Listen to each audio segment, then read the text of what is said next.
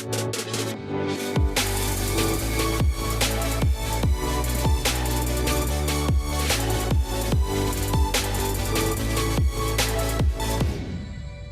you for joining us on the RP Experience. I'm your host, Andrew Regenhardt, and today we have one of our preferred partners, Natalie Earp with VentureX Naples, and one of our top agents in the area, Jane Bond with the Bond Agency. We're super excited to have both you ladies in here. Thank you. All right. Well, today we're going to be talking about coworker space, all right, and how to create success within the real estate world. So first off, Natalie, can you give the listeners just a little background on who you are? Yeah, so I'm Natalie. I'm the director here at VentureX. I'm from Boston, Massachusetts. I moved here in 2011 to attend high school, and then I went to Florida Gulf Coast University, and I've been living here in Fort Myers with my boyfriend and my 2 dogs. Awesome. Wow. Fantastic. And Jane, obviously, I think most people in this town probably already know who you are, but give the listeners a little update on who you are. Oh, that's nice that you said that. My name is Jane Bond. I have been here in Naples since 2008. I became a realtor in 2010. Came here from Philadelphia by way of New York. Discovered that Naples existed. Didn't know it existed. I didn't even know there was a west coast of Florida because I'm from the east coast in the northern corridor. And once I arrived here, I was like really surprised and fell in love with it. So I've been here, 14 years now. Yeah. Wow. Well, it's contagious. Everyone comes here and they don't want to leave, right? Yes. So it's perfect for people in the real estate realm, right? More opportunities. So, well, great. Well, this is a unique podcast since I get to have 2 of my coworkers in the sense be on here. We're all here at VentureX in the podcast studio, and it's been pretty amazing. Obviously, we get to work one-on-one. We get to see each other every single day. And then, Natalie, obviously, you guys have been helping us, and we did a beautiful event here for real producers. So we're really blessed to be here, and we love it here. And the feedback, I mean, you probably get this from clients coming in and stuff. It's been tremendous. I mean, they come in, they're like, jaw dropped. They're like, wow. Like it is a wow factor. It is. They just did such a good job here. So, now what is a co-working space? Just simple one sentence. It's just a group of businesses in different industries that come together and work under one roof. And when I first started, I had no idea what co-working was. I was like, oh, it's a job. I get to sit at the front desk, and it's going to be great. And then just every single day learning and watching this place being built from the ground up, it's just opened my eyes to this whole different world that I had no idea about. And the fact that I get to come to work and meet Jane Bond or come and be on this podcast, it's unbelievable that, like, although I run this place, I'm also just a part of that co-working world and just taking everything that I can from all different businesses. So you hit the nail on the head. There's so many people in here with so many different backgrounds and, all the different connections and stuff. It's marvelous. I mean, every day you can meet someone new and, get on a conversation. You don't even know where it's going to go. Exactly. And then when they leave, somebody else comes in. That's interesting too. Revolving door. Yes. Yes. Yeah. What now? How long was the first one? Because there was one in Mercado area, right? And then this one's brand new and beautiful. But like, how long was the Mercado one in place, and why did you guys decide to create the second one? So the Mercado one opened in 2012 by our owner, Brett and David Diamond. And we basically just outgrew it. It came to a point where they had sold it after 4 years, I believe, to UFG, United Franchise Group. And just expanded into over 120 plus locations from like Mexico to Dubai to England, and it just grew. And we moved here because we saw the opportunity to build this beautiful building with the Luckerts, and it's been fantastic. I mean, I got to meet you guys, so happy that it happened. It is fantastic. 120 locations. Now, how does that work? I know you guys mentioned it when I first joined about being able to go to another VentureX, but I've not yet. I hope sometimes I can go check out another one. I don't think I can beat this one, though. But, like, how does that all work? So basically what you can do is, for example, you both are private office members. So if you were to go to the one in London, I think it's in Cheswick, and you're from England and I pronounced that wrong, I'm so sorry. My boyfriend's English and I feel bad. But you just got back from there. You should know. Yeah, right. But it's Cheswick Park. So if you were to go there, if they have an office open, you can go ahead and use it. Nice. Some VentureX are different where they'll just allow you to use their community space. So it kind of just depends on the VentureX and what they allow you to use. But yeah, you walk in there, you say, hi, I'm Andrew from VentureX Naples. And they're like, oh, welcome. And then they show you around and you're a member there too. Wow. Yeah. That's So cool. it's Now, really cool. you've been traveling a lot. Have you tapped into that? Have you been able to check out another VentureX? I didn't even look to see if there was one in England. I just left England also, but I have to be honest with you. It was so cold there. I didn't want to go anywhere. I was so cold the whole time I was there. I didn't want to go anywhere. But cold today. Yeah, cold today here in Florida, right? Yeah. But VentureX is just amazing. I mean, like you said, I don't think there's any of them that will top this one. Mm-mm. So They really no, did I a good haven't job. had the opportunity to visit any of their sister offices. I'll be in Philadelphia next week, so I don't know. Is there one in Philadelphia? We have Ooh, to you're check. putting her on the I spot. know. I mean, I would Ah. assume so. We're all over It's the world. probably in the so suburbs somewhere, though. somewhere. I'm Yeah. sorry if the Philadelphia office. I don't know. Hey, 120. That's hard to remember. We have over 100 franchise within Real Producers, and I can't remember them all. Well, I know there's one of those in Philadelphia. There is. That's for sure. Most major ones have them now. Yeah. Now the growth has been tremendous. I mean, you guys obviously had a full, or like I don't know for a fact, but I know you guys had a lot of people that were in the other one, and a few came over here. But there was when I first got in here, there was pretty open. Yeah. You know, you were trying to really sell it out and stuff, and it's like full. I mean, you guys have Completely. like went from 0 to 100 in like overnight. I feel like, and why do you think it is? Because of our sales girl. She is fantastic. Shout out to Plug. Catherine. No, just kidding. No. It's really just, we kind of sit back and we talk about it like with the owner being like, all right, is it social media? Is it just word of mouth? Is it people driving by? And it's just a collection of all of that, because people will come in being like, oh, I know this person, and they mentioned this at, a bar we were at the other night. Mm-hmm. And then they come in and they view the space. And I feel like once you walk in here, you can't not sign the contract like you mentioned in your It sells member- itself. Yeah, exactly. Absolutely. So it's just kind of even like people that drop off for DoorDash, they're like, wait, what is this place? Oh man, like my dad really should like check this out. And then next thing you know, they're coming in here being like, hey, my daughter delivered food to you. And, so it's just like, Word of mouth. Word of mouth, yeah. Yeah, that's crazy. That's super cool, though. I mean, every single time anyone comes on the podcast, for example, right? Or they come in, we have a meeting or something like that. They're like, this is the coolest place yes. in Naples. I mean, it's like one way or another, they're saying that line, Yeah, which is so absolutely. impressive. And, kudos to Brett and David and everyone, obviously, that was a part of this. It's beautiful. So. Absolutely. Yeah, definitely. I think my favorite part of this is that it's anyone between like young entrepreneurs just starting out to more established businesses, and they all kind of fit under the one roof. And it has like this cool vibe where it's not too trendy, where the older like generations like, oh, we don't want co-working. This isn't what we want. We want more of an established place. But it's not like, your classic brick and mortar, Right. weird desks and everything that classic offices have, so that the younger people come in, and I don't know, I like it. I like the blend that we have going on here. Yeah, it feels like a hybrid of like a hippie coffee shop mixed with a corporate building or whatever. Absolutely, yeah. It's like blended the two together and added some spice on the top. Yeah, I think it's perfect. Oh, I love it. I personally love being here. When I get up to come to work, I'm like, oh, I have a cool spot. I mean, Oh, absolutely. I love this place. I'll tell you, I saw it being built, and actually I was cruising, internet, Instagram, and I kept seeing pictures of it, and I said to myself, is this in Naples? Can't be in Naples. Yeah. But it's VentureX. Well, I knew you had one in Mercado, and then Yeah. I started looking and seeing it, and then I think it was maybe a halfway built, and I went, I'm calling them, Mm-hmm. and I called. And I spoke to, I think her name was Kiana. Kiana. Yeah. She was here. Yep. And I came here and I looked around. I said, when you start showing or when I can come in with a hard hat, I'll be there.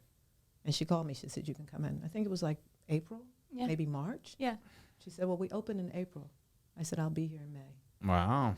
And I got an office right away. Yeah. And I was able to choose my office because there was nobody here. And I was so excited. And coming here is like, it's exciting. It's exciting. It's cool. It's modern. It's a lot of light, and it's all natural too. You feel very good here. We get to use the podcast studio. Amazing training room. which I utilize today, that I haven't utilized in a while, but I utilized it before. And not only that, I mean, when you come here, you have access 24 hours. The people that you have on your staff or, within your group, they have access. They love it. And at night is the best. I'm here at night a lot. And the view is just incredible. It is beautiful. Yeah. And it's just very natural. You feel very calm here. It's a very calming place. It's a garden. I mean, how many live plants walls do you have? Yeah, everything's living. I feel Yeah. like that's the one thing I walked in and I felt like I could still breathe. And most of the time when you get to the third floor of a building, at that point it's pretty stuffy and it's the same air over and over. Yeah.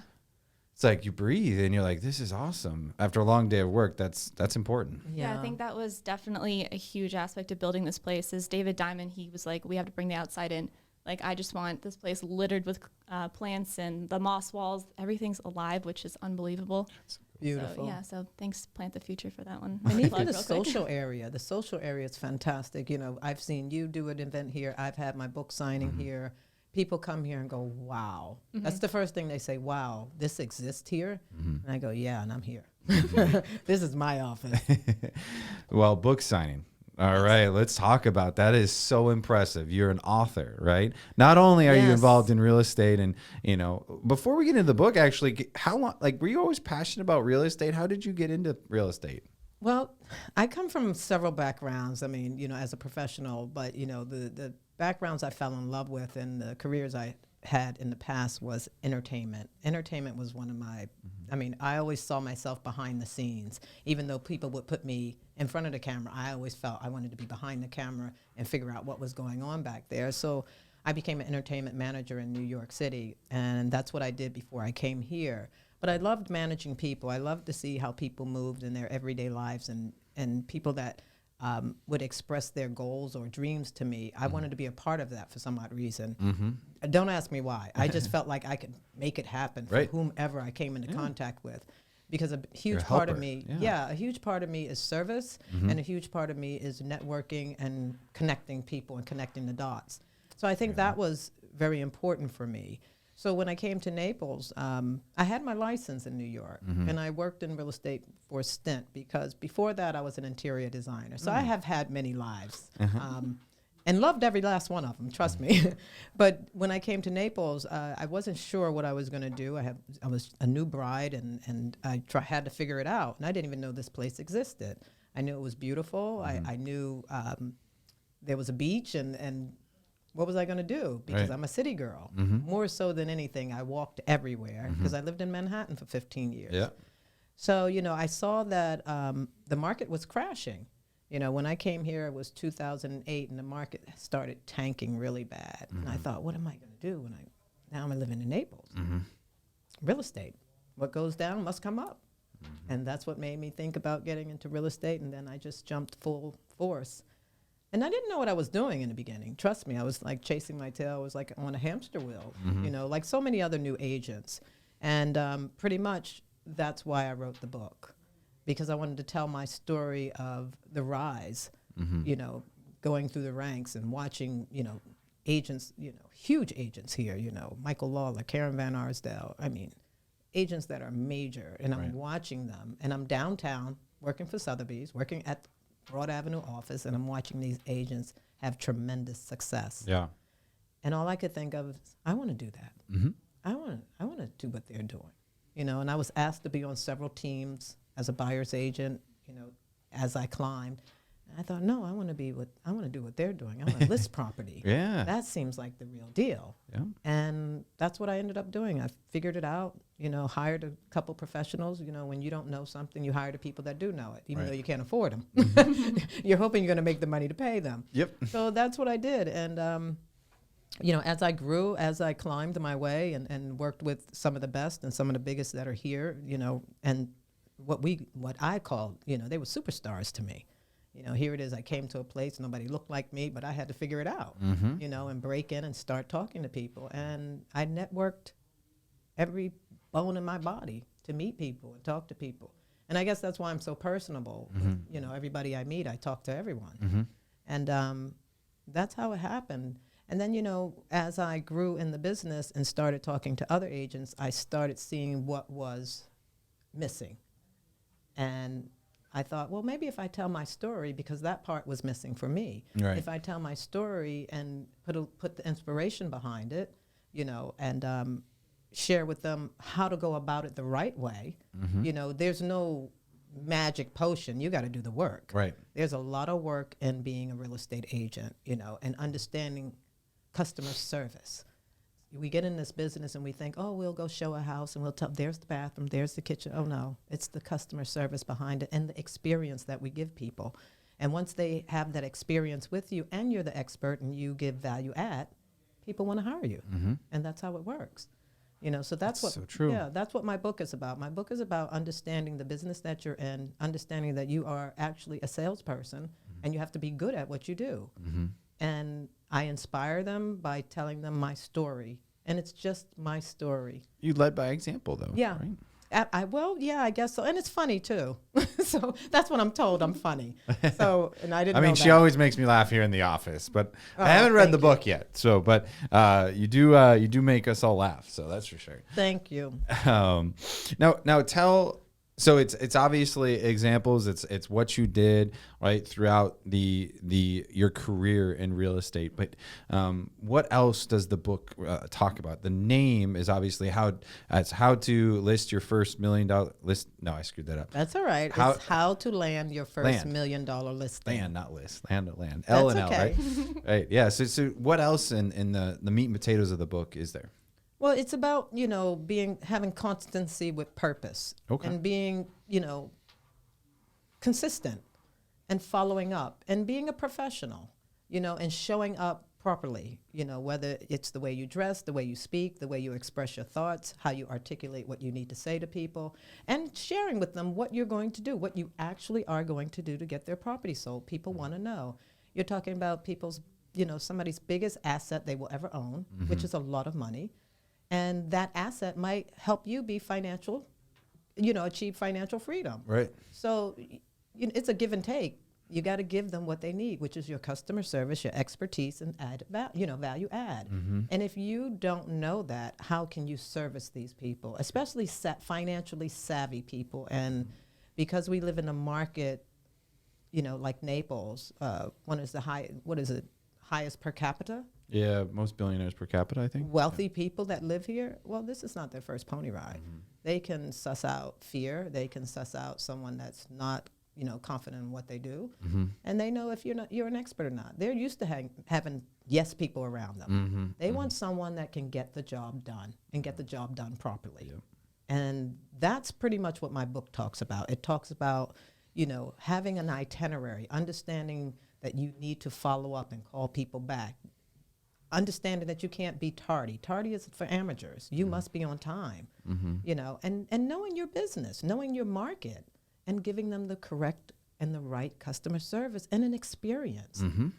Today all the agents, they talk about, I want to be in a luxury. I want to be in a luxury. Well, luxury is an experience. It's not a price point. Exactly. And a lot of them get that confused. And that's what I try to share with them mostly in my book. I think the meat and potatoes is understanding that you are a professional and that you deliver service and give someone the experience that you would want if they were, spending a lot of money with you. Treat others like you'd like to be treated, right? Absolutely. And go further. Exactly. Yeah, 110%, 120%. 50. Wow, overachiever. I love it. Now, you were in the training room earlier today, already on camera, so she's warmed up. She's ready to go. But what other training are you doing, and what are you providing for agents? Well, actually, we were starting from scratch with understanding how to prospect and preparing yourself to actually be on the phones, because it could be very arduous, and it's very repetitive, and you have to be brave, and I wasn't at first. I would think people could see me, but I know they couldn't, and then you're dealing with so many different personalities when someone picks up the phone, and learning how to shift when you hear that and not, get on the same page with them. And, if they're upset, you have to know how to diffuse that situation so you can call them back, because it's 40 or 50 of us calling at the same time in the morning. And this is what prospecting about. When you get a call, you get about 10, 12, 15 calls a day. Yeah, I was going to say, I just from working with you at the co-working spot, like the one thing that you've taught me that's changed my life, which you have, is like to lead with confidence. It's like, I'm 6 feet tall and I never wore heels growing up. I was like, Right. too tall. I'm too tall. I'm gonna make myself smaller. I wear 4-inch heels every single day I now. know. And see you. it's just, so if you can learn anything from Jane Bond, it's just, Thank with you. confidence. Oh, that's that. great. That Yeah. means you heard me. I did. I know. Seriously. I mean, hey, Oh, all my money's thank going you. through shoes now, but That's okay. That's okay. But it's so important, you know, like the new show, Selling Tampa, I mentored some of those girls. And when I see them, I'm excited for them. I'm happy that they're, you know, they're out there and they're doing the right things. And, you know, and they heard me, you know. There was no one speaking to the agents, sharing with them. You got to show up. You got to understand the type of customer you're dealing with. And I had to learn that, you know, from every stage, from selling a $90,000 condo to selling, you know, a $9 million condo. And know that the conversation changes, but the service never changes. Right. That's the difference, you know. And sometimes we get in our heads as agents, and I'm saying I was guilty of it. Oh God, they're only spending $300,000. Well, $300,000 is a lot of money to a lot of different people, and you have to respect that. And you know that comes from foundation. You know how you grew up. If you know if you understand that you must respect people's money. It's a lot of money. I didn't grow up in a $300,000 house. I don't even know where I got that from at that point. Yeah. You know? But, you know, it happens. And it also is because we're in this area, you know, like that's true. It's just the nature of the beast in the sense that Naples, I mean, $300,000 doesn't really get you almost anything. I mean, literally Anymore. Yeah, exactly. When the market crashed, yeah. I mean, a quarter of an acre, little baby lot, you know, 1/8 of an acre, like very small lots, you can't even get for 300, right? And so, you know, when you do a deal like that versus then you're doing a deal that's like you said, 9 million, 10 million or whatever, it's very different, right? Very but you have to different. keep that even keel and treat the client with the same service. Same service, you know, and I go about, you know, beyond and above for any customer. It doesn't matter. And even if they're not a customer and they're just somebody that needs help or someone I feel like I could give them some advice to with their journey.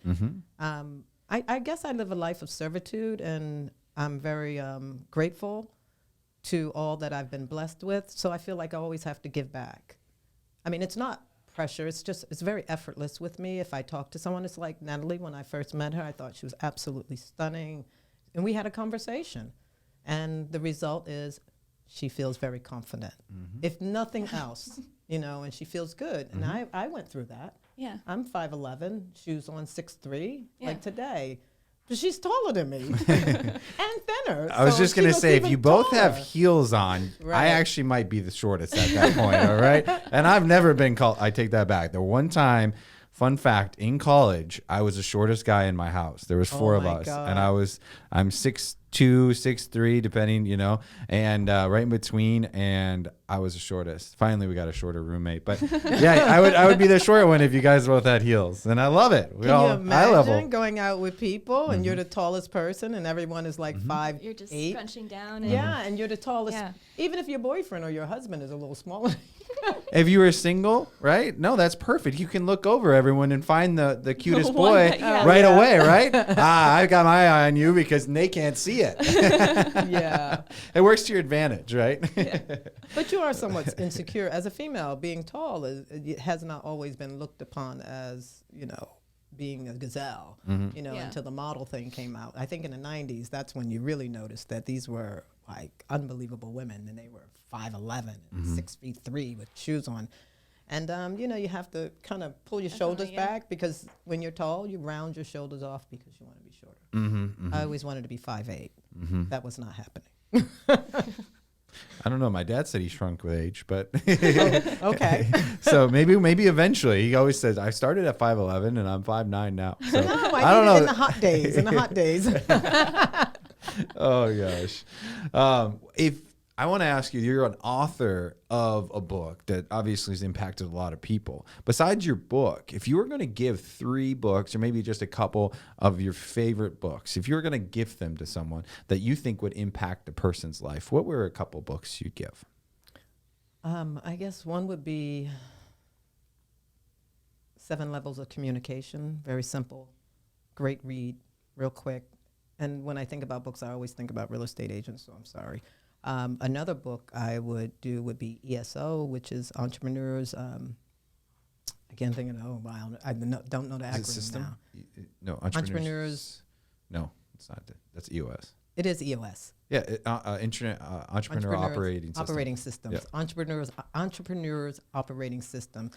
Fantastic book. It actually is a series of books, and I've read a few of them. Another one probably would be B2B, is it? I think it's B2B. I've never heard Yeah, read I them. think it's B2B. Yeah. I think that would be the 3 books I would recommend. Awesome. You know, and if you're a real estate agent, of course, read Gary Keller's book, you know, The Millionaire Real Estate Agent. Besides mine, How to Land Your First $1 Million Listing. Plug. Let's Yes. get it. We'll get it like On Amazon. right? I love it. Now, what's on the agenda? What's on the horizon for VentureX, the bond agency? What's going on? What's next? Do more events at VentureX because it's an amazing social space. Of course, it holds 300 people. I haven't filled it up, but you have, and I've seen it work. We did get it pretty full in here. Yeah, and it's a beautiful thing, especially when you have great catering. The bond agency is growing. Okay. We're looking for really good, solid agents that want to be with a company where we don't have to hold their hand. You know, we definitely give you amazing training. We're all set up for that. And we have a huge project that we're working on. We're not going to talk about that right now, but it will come to light very soon. I took on a new partner, not in my agency, but for the project, and we're very excited. It's cool. And that's what we have on the horizon. I love it. I love it. What about for VentureX? Well, I feel like we filled up way faster Yeah. than we had ever imagined. But right now we're going through renewals already. Ah. So probably just making sure everyone stays because we love every single one of our members. And we do have a few dedicated desks left. So probably just selling those Yeah. and just, you know, Oh, those will be events gone and- in a heartbeat. No, absolutely. It's like it's unbelievable how quick this is. I'm on the wait insane. list for a different office now, and I'm like chomping at the bit. I'm like, come on. So, Me too. But yeah, no, definitely. right, we got to choose them, and now we want to move, and Yeah. like, they're all getting filled up. So, I have to ask, where's the next place you're gonna go eat? Because Jane, we keep running each other. I feel like every weekend we're at the same restaurant. I know. So I what's walked next? in, I was like, is that Andrew? I don't know where or the girlfriend wants to go. Let's be real here. I'm not picking these places. Right? It's where she wants to eat. So date night was at Chops, and it was amazing. It was great food. amazing. And I just don't was. know next. But they're such good food. So I love Chops. You know, we went to the new Del Mar on Fifth Avenue for a drink before we went to Chops. yeah, Fabulous. yes, the drinks are good, but the food is really good. But the building, what's in the house is gorgeous. They have really the modernized aesthetics. it. Yeah, it's so beautiful. If I had one thing to say bad about it, I hate the sports television. Oh, you don't like It's TV? such a, well, Yeah. it's such an elegant restaurant. I think. Yeah. Why are well, we doing upstairs this? there's none. I don't No, think. but I think it's just downstairs shouldn't downstairs be by any. the bar. It yeah. should just be cool videos on with great music. Yeah. But the landscape has changed. You see a lot of young people coming in, Yeah. and you can tell there's a lot of people that aren't from Naples here. You know, Yeah. by the way they dress, you can tell. Oh wow. Yeah. And it's really nice to see it. And the outside was packed out. So that's our next place. Next Saturday this Saturday we have dinner there. I love it. I'll see it. No, I'm just kidding. But we did go, and it was amazing. The lobster. Yes. We got Clarissa got the lobster pasta. It was Was it? unbelievable. Yeah, we can tell who's visiting because they're in short sleeves, and we're all in like sweaters Freezing. and parkas down here. You know, and it's crazy. So now you both were just traveling overseas, vacation spots. Where you guys got anywhere? You were overseas with your boyfriend, correct? His first time going over there. Well, I lived over there, so it wasn't my first Forgot time. about that. But I'm seasoned. A season. No, but yeah, I met the boyfriend's family. Oh, that's It's exciting. great. He lives in the countryside. It was absolutely beautiful. I would move there in a heartbeat. He thinks very differently, but Wow. Isn't it always yeah. the grass is greener on the other side? He's been there. He probably thinks he's nah. been there, done that. He was like, I want the warmth. Yeah. So Oh yeah. Yeah. That's Which I true. get, but I'm a gloomy person. I like the gloom and the rain and being on a farm, and that's where I'm happy. So Interesting. Nice. I lived in Nice. Washington. They have plenty of that out there. Yeah, that northeast corridor. Yeah. Go there now. Yeah. Jane, do you have anywhere that you're traveling to in the near future? No, I planned on staying here for a while, only because my last trip outside the country was a lot. That's when Omicron came, and Oh yeah. we got to the airport and they said, "Oh no, your negative, test you took, you have to do it in 24 hours instead of 48 hours." They sent us on our way. We had to do it in 30 minutes to get back and get on our flight. It was just nerve-wracking and very stressful. And I said, no, I won't be going. I even turned down a speaking engagement back over there January 25th. I said, no, I'm not coming. I'm sorry. That's and that was booked for a long time. But it was nice. I mean, we went to Carousel. We went to Barbados, then England. And, this was a disaster. I told you we went home for Philadelphia. Yeah. And all hell broke loose. Oh, man. So. Well, it's interesting. It's the time we live in where Yes. traveling international is just one that's, traveling in general. Every time traveling, if you have to do it for work or you do it for pleasure, Yeah. it's a burden at this point. But it's the world we live in. Yeah, So it's a lot of work. It's a lot of work.